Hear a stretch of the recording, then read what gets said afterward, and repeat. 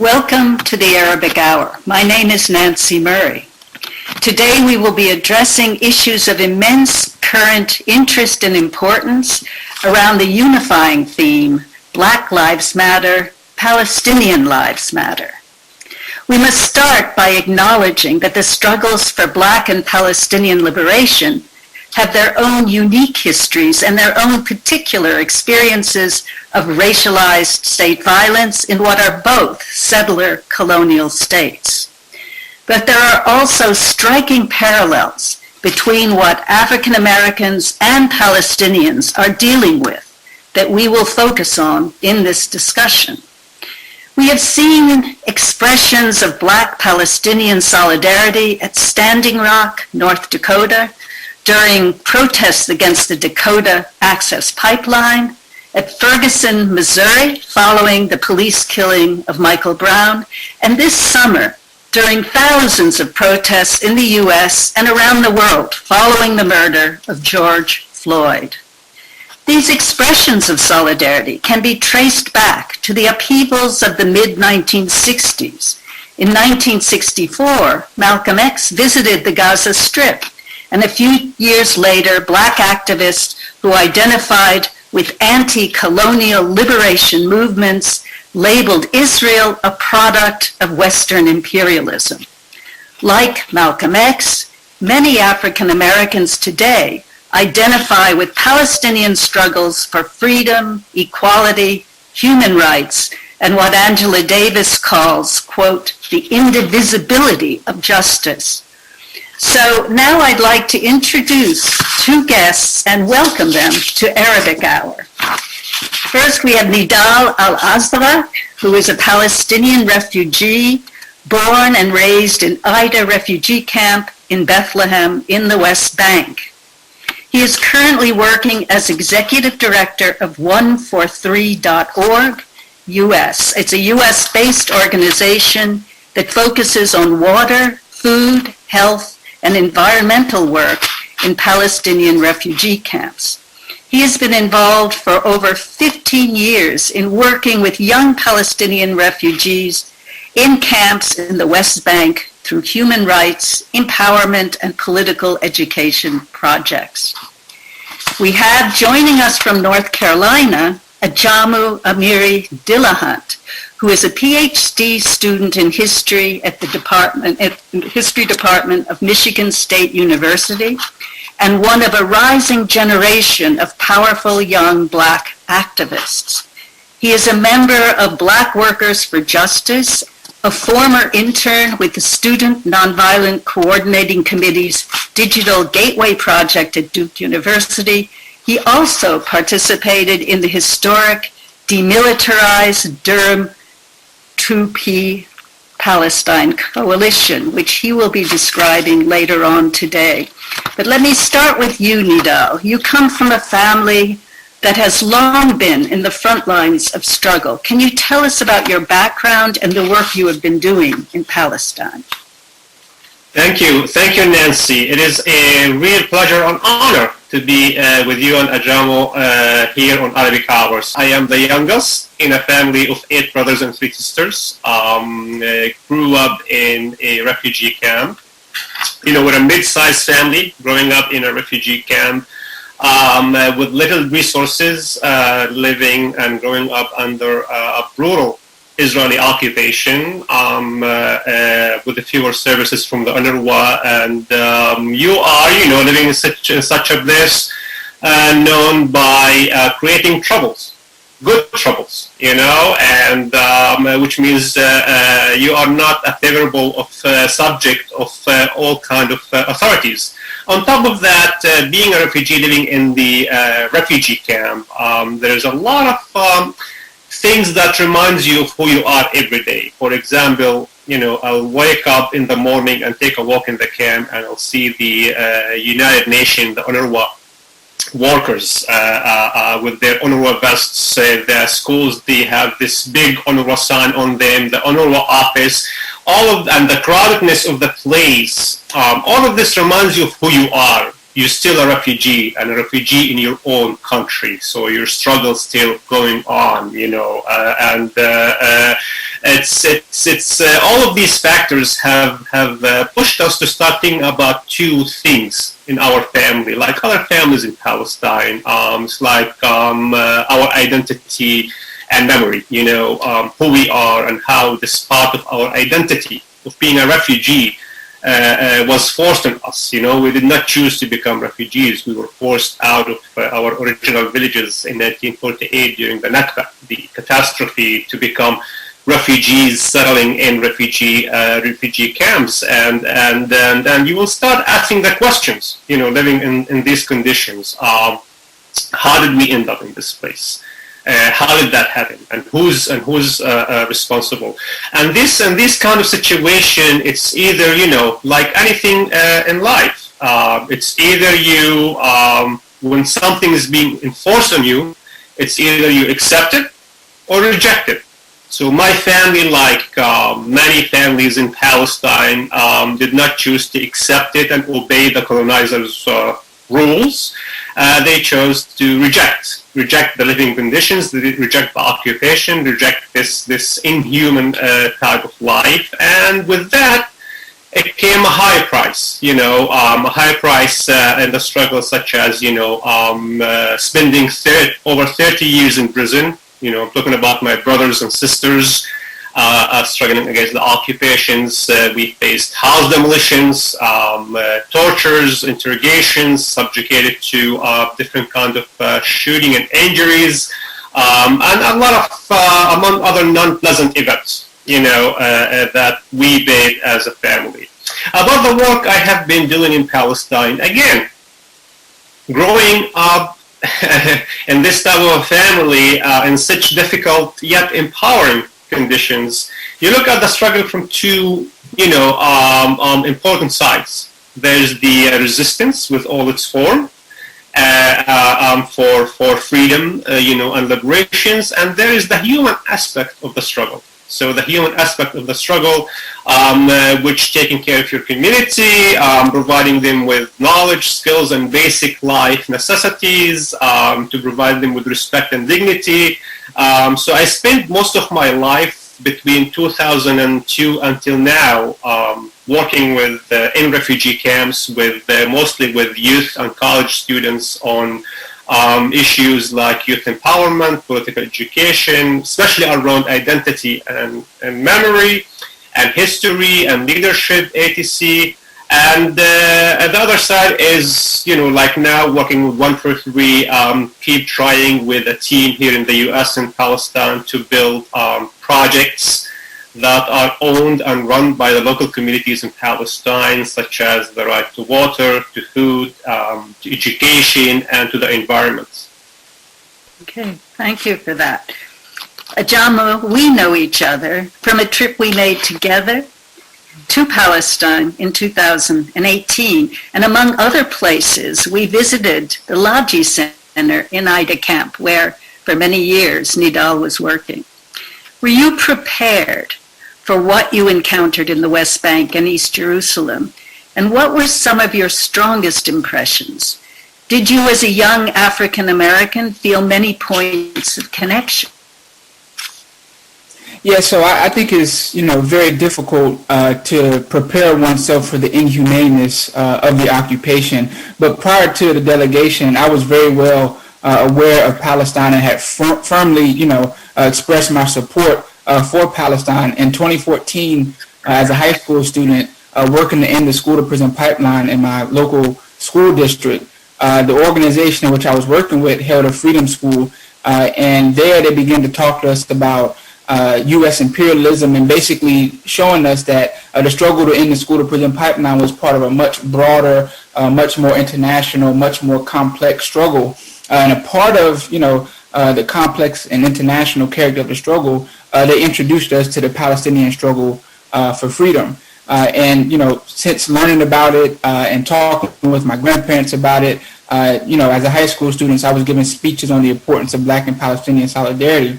But it was very limited, of course. I mean, of course, you had the Dream Defenders taking a delegation, and of course, you had what took place in Ferguson. So my understanding of the connections between Black and Palestinian solidarity was much organized around the military aspect or the militarization piece. So, of course, around the tear gas being used in Palestine, the same being used in the U.S., and, the mass incarceration aspect, political prisoner struggle, and, of course, the exchanges that U.S.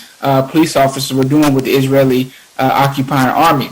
But when I went and, actually in Palestine, I was transformed on a number of fronts. But one was that our struggles are much more similar than what I had understood before going. In terms of education, the occupation tried to suppress the Palestinian consciousness of their history and contributions to the world, similar to how the U.S. tried to suppress peoples of African descent understanding of their history and culture and contributions to the world. So there was a similarity in terms of the crisis of the consciousness of our people and the direct attempt amongst the power structure to prevent us from asking questions about the world and being able to fight back. I remember one day, it was in 2018. It seems so close, but it was so long ago. We went to one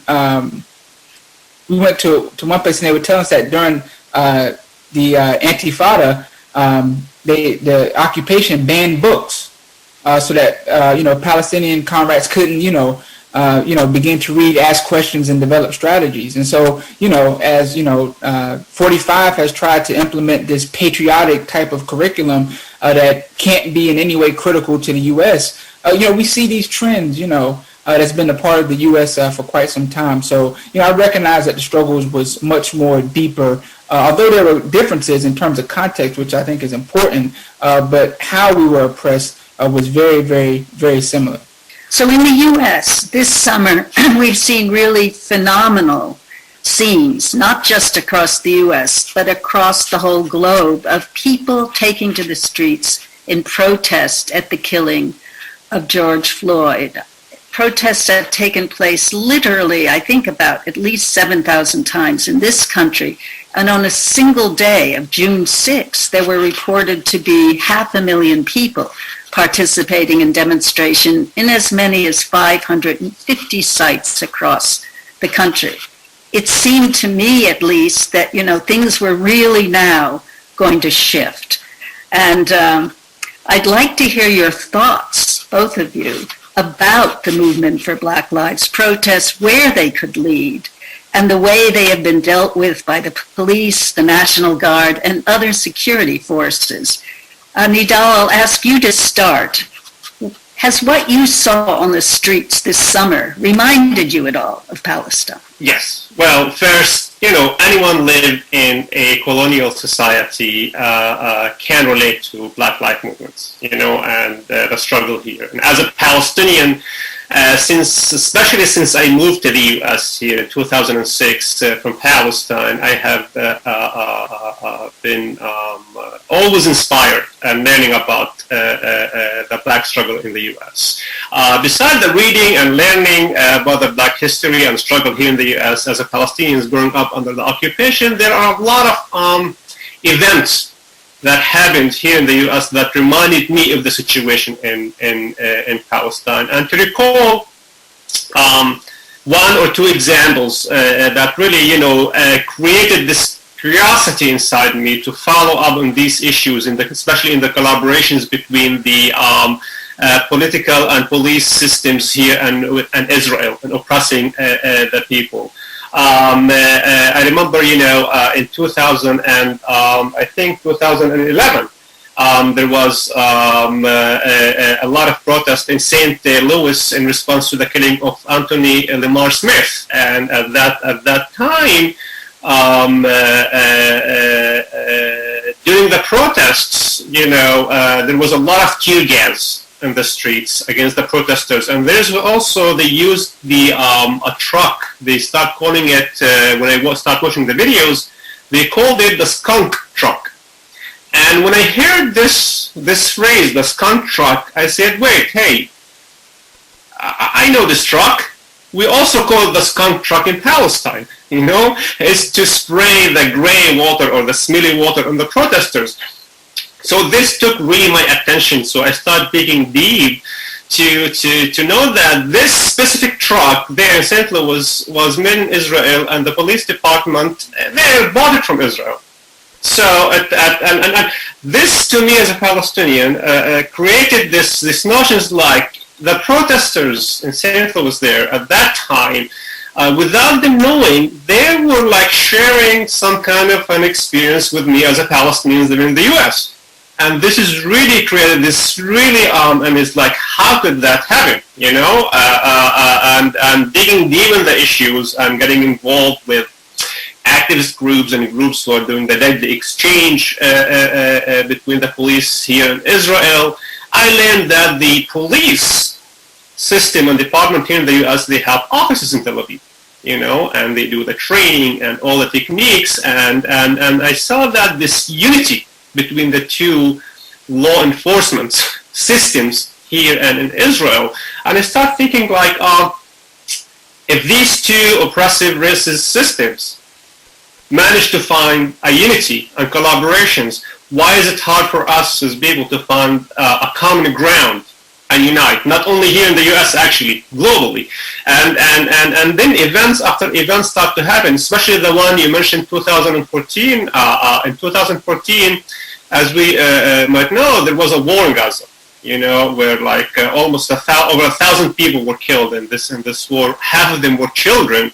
And at the same time, there was the uprising in Ferguson, you know, in response to the murder of Michael Brown. And at that time, Palestinians actually start, without recording them, through Twitter and other means, start giving advices to the protesters in Ferguson and to advise them how to deal with tear gas. And solidarity of statements start to come from Palestine in support of the Black Lives movement here in the U.S. And at that moment,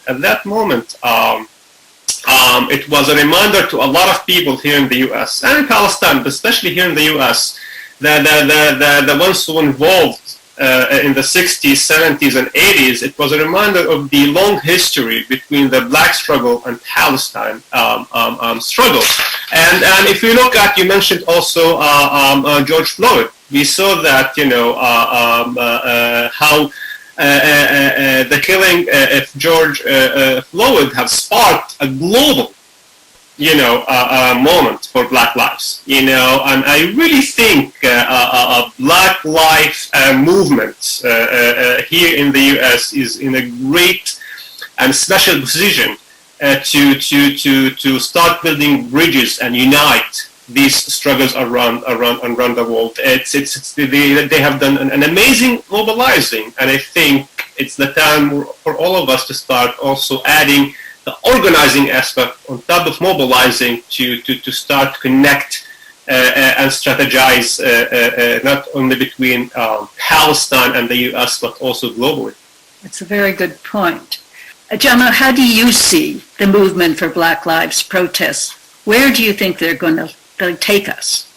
Yeah, I mean, it's clear that, you know, people are in the streets and are demanding that a better world be built and that true transformation takes place. And while being in the streets is historic, you know, we have to begin to understand that revolution is a process. And as you know, Nidal mentioned, you know, it takes organization. We must be organized. And the movement for Black Lives in terms of this period, but also the movement for Black Lives as an organization / coalition is really beginning to try and provide organization that is needed for this period. Whether it be the Breathe Act or whether it be work that organizations who are part of the movement for Black Lives are doing, there's some form of revolutionary organization and leadership that has taken place. But also, we have to be critical. We have to understand, you know, and be critical that the empire wants us to keep our struggle domestic. And so, you know, while there's been uprisings in other parts of the world in solidarity,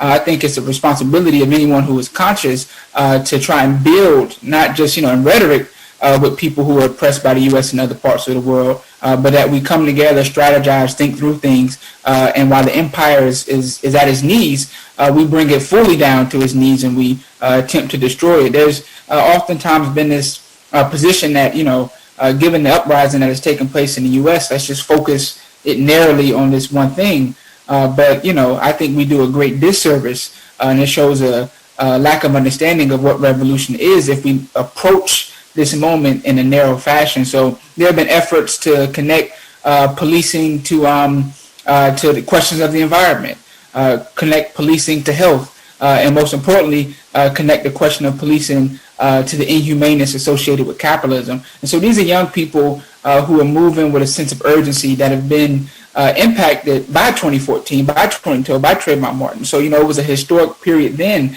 in terms of engagement. And so then for George Floyd and Breonna Taylor to take place, we've reached a point of uncompromising, of intense mobilization to really bring about some form of transformation.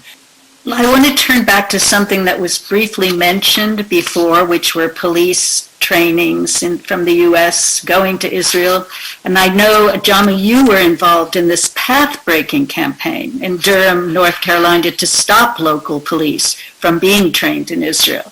And I'd like you to describe the campaign and tell us why was it successful and what has the aftermath been? Was there serious pushback?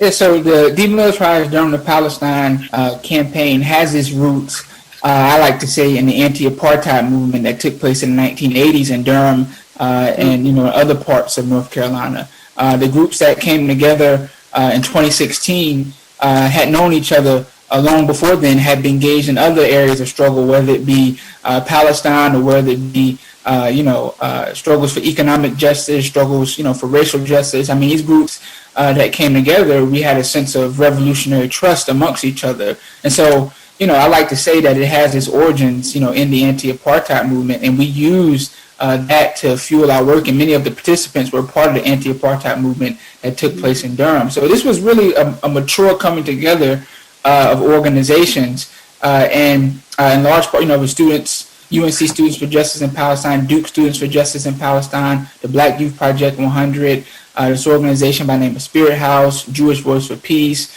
the Abrahamic Initiative in the Middle East. I mean, it was a group of forces who had a level of trust. And so as we were approaching city council and as we were trying to raise the consciousness of the local Durham community, we had that strong history and support from each other to build upon. So as, coalitions are beginning to emerge, it's important to know that, before you move forward and you take on a campaign like this, it's important to establish that sense of trust. And then, at the campaign, it was an electoral strategy. So when we launched, it was, an election season for Durham. So at every event, we made sure that the question of these exchanges were on the agenda. And then someone who had been elected to city council, been a part of the movement for quite some time, her name was, Jillian Johnson. She was an undergrad at Duke. She even traveled to Palestine. She was on the council, and an event took place at North Carolina Central University, my university, a historically black college, where I did my undergraduate studies on Lincoln liberation struggles. And the city councilwoman gave a presentation on the importance of Black and Palestinian solidarity. And so we had this kind of momentum going into the campaign, a relationship, electoral type of relationship that allowed us to move forward. But the campaign was important.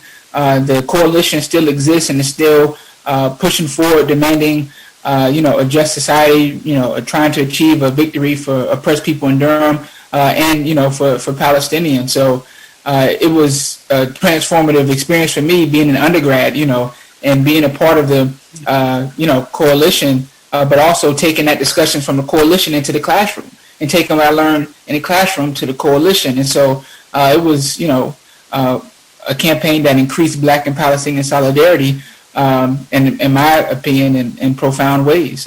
We had, so in February, before we got our victory in 2018, we had an event in the Department of History. I was asked to give a lecture on the history of the Civil Rights Movement. And so, I did that, and I also recognized we were in an important, time period for the campaign, and that the Civil Rights Movement had an international character to it, and the 1960s more broadly did. The Black freedom struggle beyond decades of history has always been international. But, so I gave a talk, and since I was talking to young students, I gave a talk on SNCC. And, in 1967, SNCC released a statement in support of Palestine. So I ended my presentation there, and then said why it's critically important today to take SNCC's position very seriously and support the Palestinian struggle for freedom. And these weren't the usual suspects that come to every event. These were students, who were on campus, who were, involved in church stuff on campus. And we left that with 3 pages of signatures in support of the campaign. And so doing that groundwork, developing the consciousness and meeting oppressed people where they are and showing the connections and leading with Black and Palestinian solidarity, we made some intervention in that. And then I can talk a little bit more about how the campaign impacted the historically Black college and built Black and Palestinian solidarity. But the victory in Durham is of critical importance and is very much connected to the anti-apartheid movement. Mm-hmm. SNCC, just for people who don't know, is the Student Nonviolent Coordinating Committee. Both the U.S. and Israel have used systems of racial profiling and mass incarceration to maintain a deeply unjust status quo.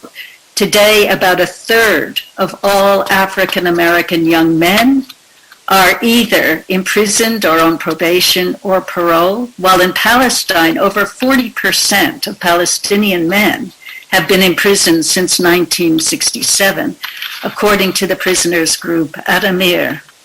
Nidal, you mentioned how imprisonment had affected your own community and your own family. Can you talk more about Israel's mass arrests, its military court system, and how prisoners are regarded in Palestinian society?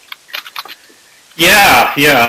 I grew up, as I mentioned in the beginning, I grew up in a family that was in and out of prison all the time. At some point in my growing up, 5 my siblings were in 5 different prisons at the same time. So I remember as a child, we wake up at 5 in the morning, and we divide ourselves. My mother will go to this prison, me and my older sister will go to that prison, my father, my other brother, so we disappear at 5 in the morning or 4:30 in the morning to 5 different prisons, and we meet after midnight, to tell the stories of the visits of this 45-minute prisons, of my brothers and sisters inside the Israeli prison system.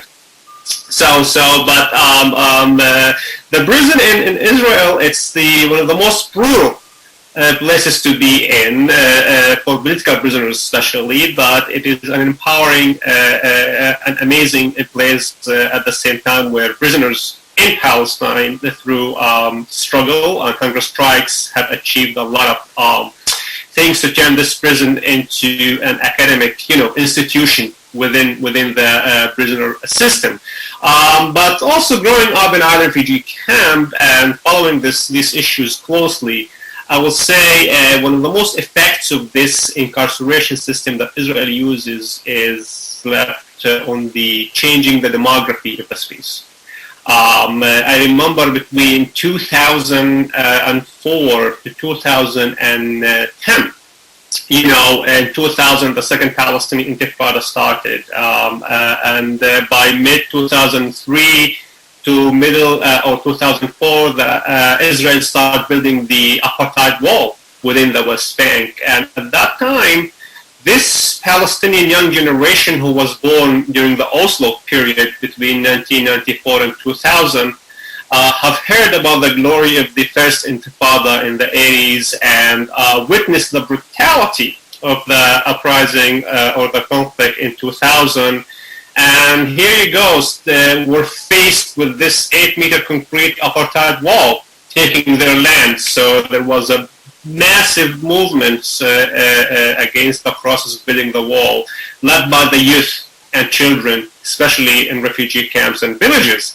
And Israel noticed that, and they start targeting these young male in these places through massive waves of arrests, to the point I used to take walks in Aida Refugee Camp in 2004, 5, 6, and 7 and not see much young men in the streets, And these men, they start going to prison when they were like 13, 14, 15, 16, 18 years old, And the same generation will be arrested once and 3 times. Now, many of them actually are 30, 35 years old, and they're still coming in and out of prison. And, the process of going in and out of Israel prison, you will face interrogation, torture, Israel would try to break this generation, corrupt politically and morally this generation, and this left a huge impact in the community. First, Palestinians are Arab, and part of the Arab culture, these young men, if they want to be independent from the family, they need to save money, build a house, furnish it, and get married, establish a family, all right? But precisely because of the incarceration, they lost the opportunity to get their college degree. They lost the opportunity to save money and be independent. And this resulted into the female presence in the camp getting married to outside of the camp, to people who have the resources, leaving these places with a higher male presence. And you can imagine, having these overcrowded places with higher male presence, young men who spend more than half their life in prison since they were like 12 and 13 and 14 years old, will lead to some kind of trouble. So what Israel really missed in this calculation, that they kept arresting this generation and torturing this generation and sending them back to the same place. The overcrowded, the lack of opportunities, the lack of services, and of course this generation, will revolt, like the first Intifada generation will revolt against these hard living conditions, poverty, and they will target their anger and resistance toward the occupation, and yet, Israel relied on the fact that, this will create like a type of like drugs and crimes, etc., etc. And we have a little bit of it, not much, but I think there's something this process of incarceration have built in this generation because to keep them in the line of resisting the occupation. And actually, the old generation in the prison played a role. Many of these young men, when they were arrested, they would be sent to the adult prison, where the first Intifada generation, the more educated, with more experiences, took very good care of these young people inside the prison, in political education, cultural education, etc., etc. So the majority of them, they kept this solid political education, and when they left out of prison. The court system, you asked me about the court system in Israel. It's a play. It's a play. Here's the process quickly to conclude. Let's say they come to Aida camp, which they come a lot, as you know. They arrest someone. So the arrest, it has a stages. First, they will take this individual and put it into an Israeli military camp called Rachel's Tomb military camp next to the camp. And then they will transfer this person to another detention center called Atzion around Bethlehem. And from there, they will send this person to Ofer prison near Ramallah. And from there, there's a court. The court is, the caravan size. It's like a box of iron. The judge is from the army. The prosecutor is from the army. The security are from the army. So the prisoner and his or her Palestinian lawyer facing an army system. Because Palestinians in the West Bank, they deal with the Israeli military law. The civil Israeli law is not for Palestinians, it's for the settlers and for the Israelis. The Palestinians have the military law to deal with. So practically in the history, you mentioned since 1967 until today, 40% of Palestinians have been in prison. How many cases since that time, and even before, but let's take this time, how many cases left the court, quote unquote, innocent or not guilty? 0. That tells the story. But again, because Israel, a colonial system, they kept a lot of the British colonial system rules in the Israeli court, such as the administrative detention. It's not an Israeli law, it's a British law. The collective punishment. For example, when my oldest sister threw a Molotov cocktail in a settler bus, nothing happened to the bus or to the settlers inside the bus. This was in 82. She got really high sentence, and they demolished our house. In the court, the judge issued, okay, you go to prison for this number of years, and your family house will be demolished as a collective punishment, which a practice they kept from the British mandate of Palestine before the Israeli colonization started in 1948. So the court system is a mix of their new racist laws mixed with the British racist laws to be practiced on this populations. And this is something, Ajamu can highlight it here in the U.S. because when I came from Palestine, in 2006, I spent 6 months in New York, but immediately 2 years in the south side of Chicago. And it was one hell of an experience for me to be in the south side of Chicago, coming from Palestine to there, which I got much of my education about the system of oppression, racism, segregation, gentrification, all of these things, but the practices and the conditions there struck me it's weird to say it, I felt like I'm comfortable because, there's something I'm familiar with, so I was used to a lot of things that African American was subjected to in the south side of Chicago. But I'll leave it to Ajamu to highlight these things if he wants to add into that. I would add torture. They were using torture, systematic torture in Chicago at that time. But Ajamu, you had mentioned defund the police, and I'd like to hear what you think of that call. Also, the abolition movement, the prison abolition movement, spearheaded by people like Angela Davis. Can you imagine an America in which criminal justice is so radically transformed? And what do you think it would look like? How significant would it be?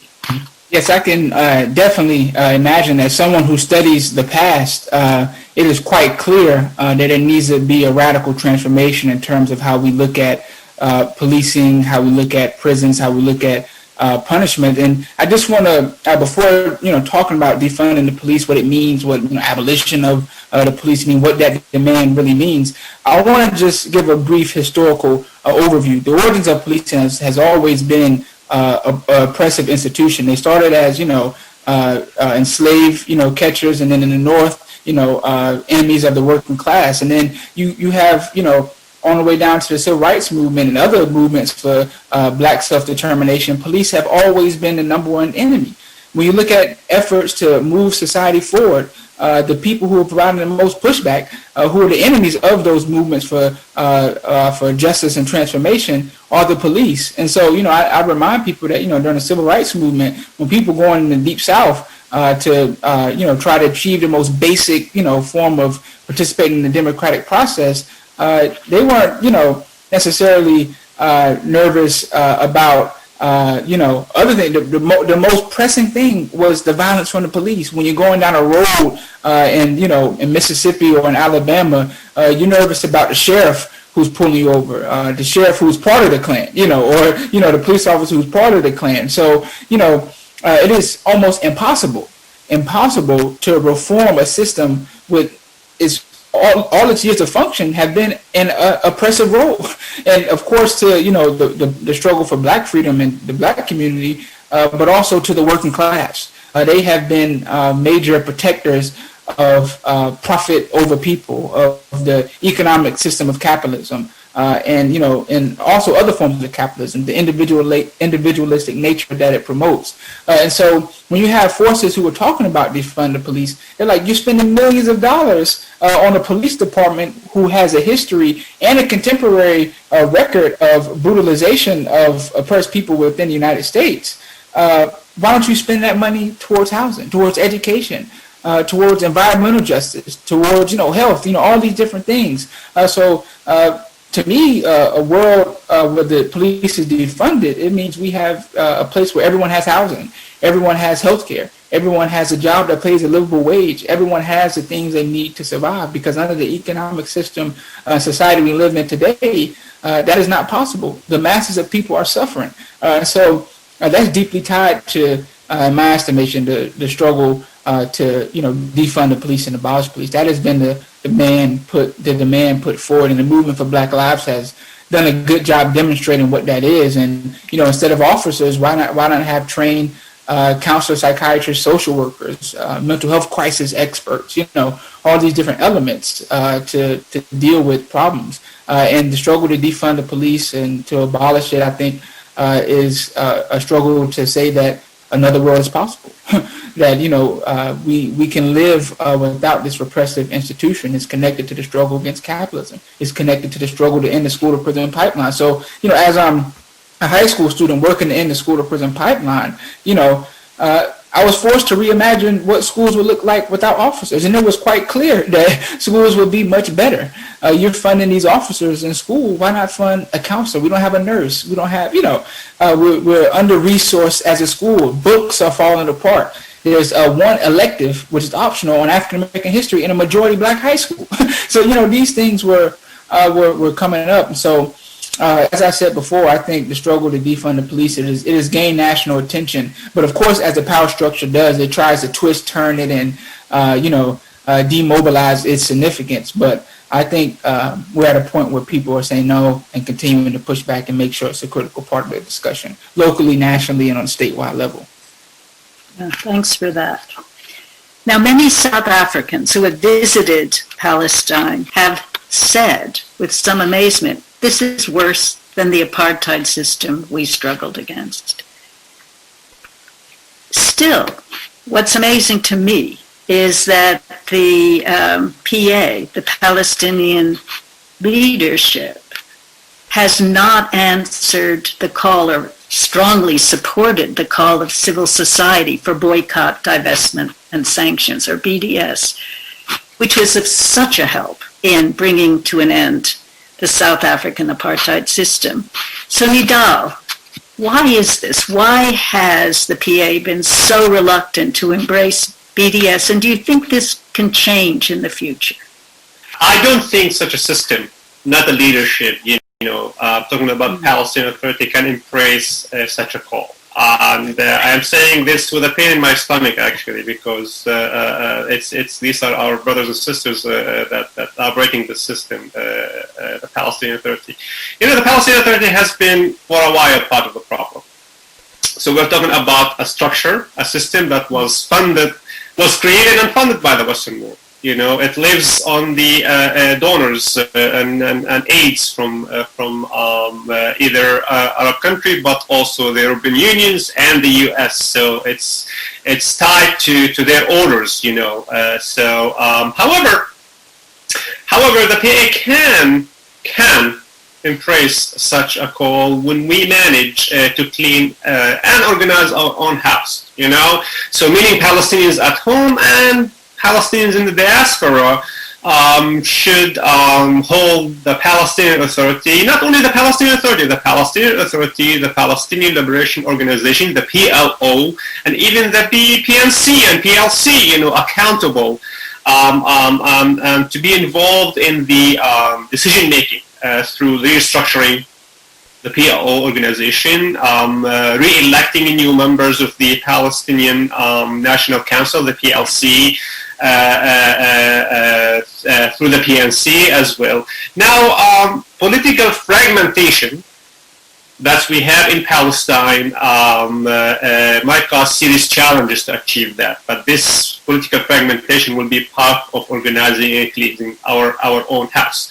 Even though the BDS, Israel for years cried to the West, we don't have partners to negotiate with. We don't have real partners to have a peace deal with them. They're terrorists, they're violent, they want to erase us, etc., etc., etc. And here's the BDS movement with its core is actually calling for unity, calling for the one state, calling for the one state solution with equal rights for all. I think as Palestinians we are passing through a really dark moments. Fragmented political scene, disorganized, partially corrupted political system, mostly from the Western worlds, and the level of poverty, unemployment, the level of oppression and occupation in the West Bank is really waking the streets. So we need as Palestinians, we need to figure out a better way on how to really end this political fragmentations and unite together to reorganize ourselves from inside, and then not only embracing such a call, be as Israel, investing millions of dollars, killing the BDS movement on campuses and elsewhere in the world, as Palestinians should be, supporting and funding also the BDS movements in Palestine and abroad. And Ajamu, in the U.S., the Congressional Black Caucus played a crucial leadership role in the anti-apartheid movement.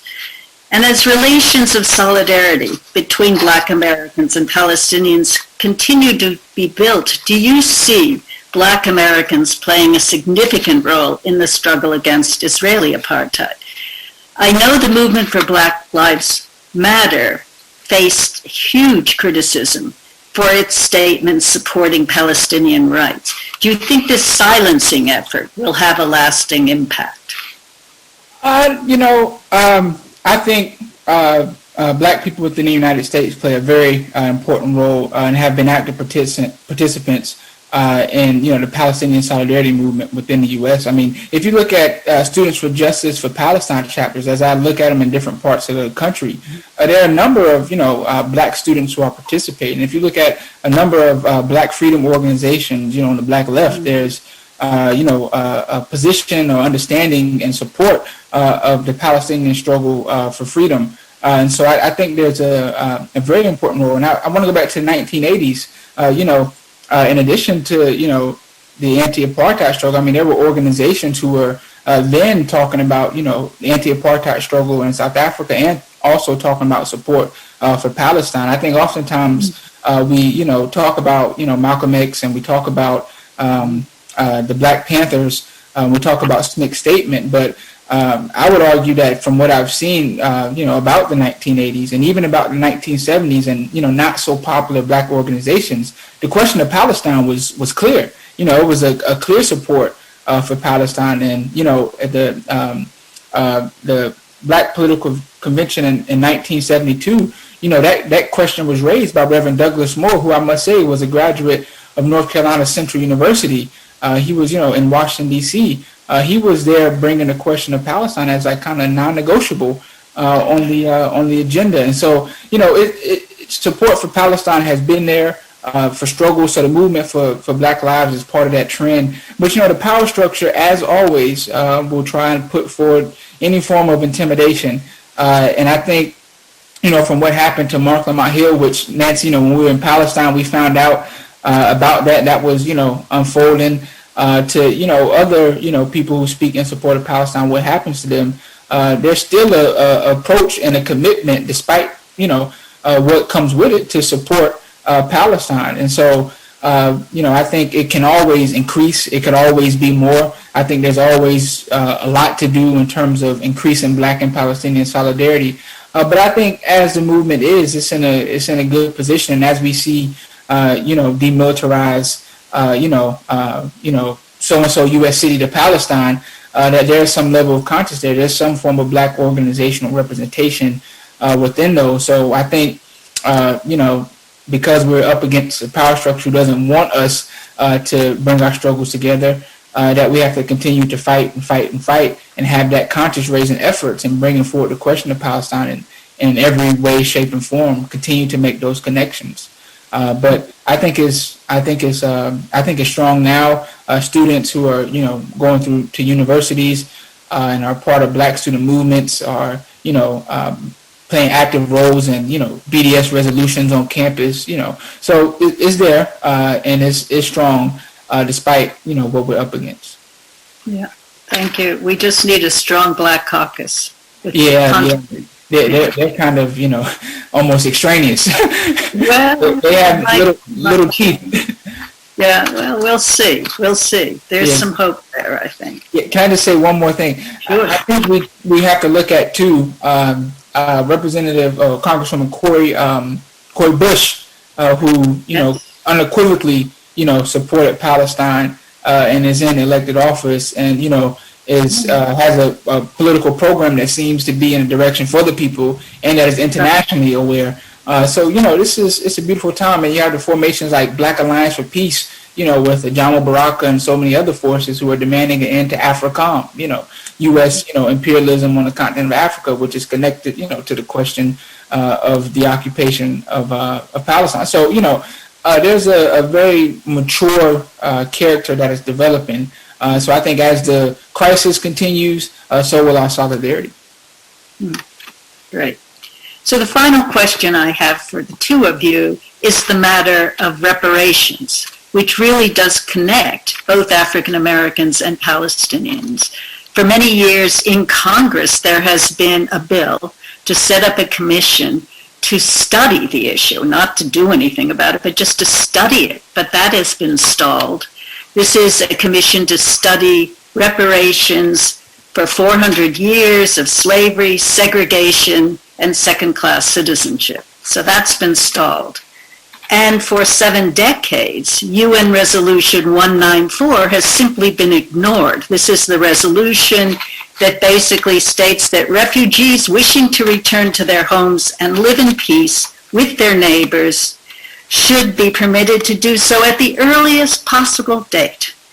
And compensation should be paid for the property of those choosing not to return and for the loss or damage in property, which under the principles of international law or equity should be made good by the government or authorities responsible. That's a direct quote.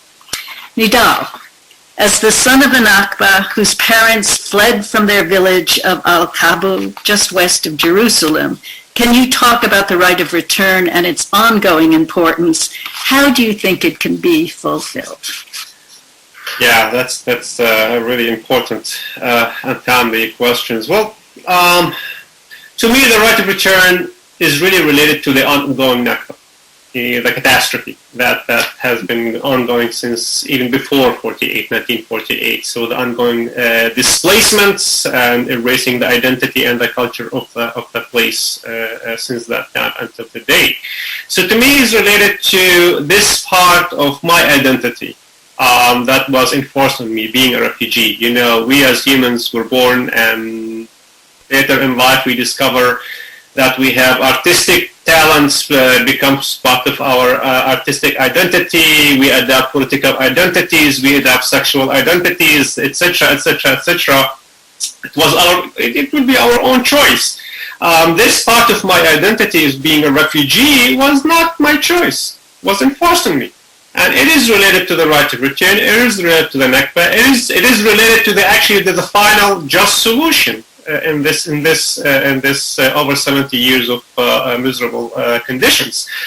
So to me, if I'm in a position as a refugee, should I hold on to it or should I drop it? The dangers of dropping it, getting rid of this part of my identity of being refugee because it was enforced on me, is dangerous. It's a threat to the right of return. Holding on it for what? So I need to keep holding on it until I return to my original village in 1948, Al-Kabu, and then I will get rid of it. But however, achieving and this could happen only when liberation is being achieved. This is relating to the liberation as Palestinians under the occupation. However, achieving liberation under such racist political system as the Israeli system and fragmented, damaged political system in Palestine is almost impossible. So I think it needs a revolutionary restructuring these political systems, to adapt the one-state solution. And that is, I think, is the only way to achieve the right of return, the self-determinations to live in dignity and equality in that place. Now the question would be like, what do you mean one-state solution? What do you want to call it? What's the structure of it? Hey, I have the right, based on the international laws, if you believe in it or not, based on all laws, I have the right to return to my home village, either it's populated or depopulated. That doesn't mean that I need to replace this population. No, there's a lot of solutions. There are a lot of ways where you can make the right of return happen. and one state solution is the way to do it. Good. And Ajamu, have you thought about reparations and the form it could take? Is this an issue that's being discussed on campus, for instance? Or is it something in the future? Oh, yeah. Reparations, I think, is a question that a lot of people are concerned with. And in fact, the Black Freedom Movement for a very long time has been concerned with it, whether you're dating back to Queen Mother Moore, who, was demanding reparations, or you go back to Cobra. I mean, the list can go on and on and on and on. I think it's a major point of discussion is a historical claim that cannot be denied. And there's a mass amount of historical evidence that shows that reparation are owed, and some, even the word reparations might be an understatement because a lot is owed and owed to, people of African descent because of the deeply embedded racism, white supremacy, and capitalist exploitation at the heart of, the U.S. empire. And of course, any reparations within the context of the Americas, North America, indigenous peoples' right to reparations is, clearly there. The genocide of indigenous people, is just like the enslavement of Africans, is beyond negotiable. For me as a Palestinian, the more I learn about the African-American history, the Black struggle in the U.S., the more I learn how the system in the U.S. since slavery until today was built and structured to work against African-American and other groups in the U.S. And looking at the Palestinian case and see how the Israel system is also structured and built to work against the Palestinian, I really believe that learning about each other's struggles and finding the way to connect strategically, to connect and build bridges between the U.S. and Palestine and other places in the world, it's critically important, especially at this moment of our in history. So, but with that, thank you, Nancy, and thank you for Arabic Hour for giving me this opportunity. Okay, well, thank you both. It's been a very rich discussion, and thank you to Arabic Hour. Goodbye.